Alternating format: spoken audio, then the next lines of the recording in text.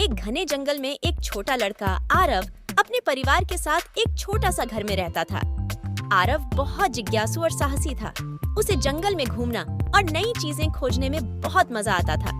एक दिन वह अपने घर के पास के जंगल में टहलने निकला। जंगल में चलते चलते उसने एक पेड़ के नीचे कुछ अजीब सी आवाज सुनी।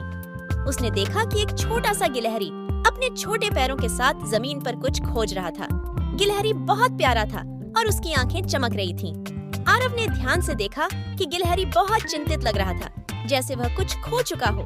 आरव ने धीरे धीरे गिलहरी के पास जाकर पूछा, तुम क्या खोज रहे हो गिलहरी मित्र? गिलहरी ने आरव को देखा और फिर कहा, मेरा एक छोटा सा नट खो गया है, वह मेरे लिए बहुत महत्वपूर्ण है। आरव ने सोचा कि उसे गिलहरी की मदद करनी चाहिए। उसने गिलहरी से कहा, चिंता मत करो, मैं तुम्हारी मदद करूंगा, हम मिलकर इसे खोजेंगे। दोनों ने मिलकर उस नट को ढूंढना शुरू किया। आरव ने झाड़ियों में, पेड़ों के नीचे और हर जगह देखा जहां वह सोच सकता था।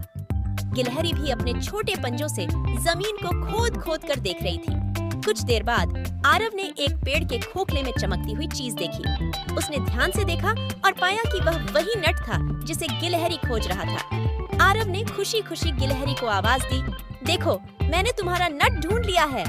गिलहरी बहुत खुश हो गई और उसने आरव को धन्यवाद दिया।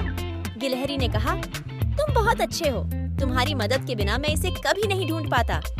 आरव ने मुस्कुराते हुए कहा, मुझे भी तुम्हारी मदद करने में बहुत अच्छा लगा। उस दिन के बाद से आरव और गिलहरी अच्छे दोस्त बन गए।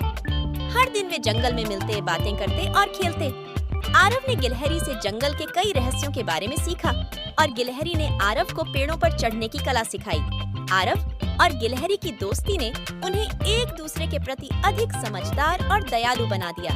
जंगल अब उनके लिए एक जादुई स्थान बन गया था, जहां वे हर दिन कुछ नया और रोमांचक खोजते थे।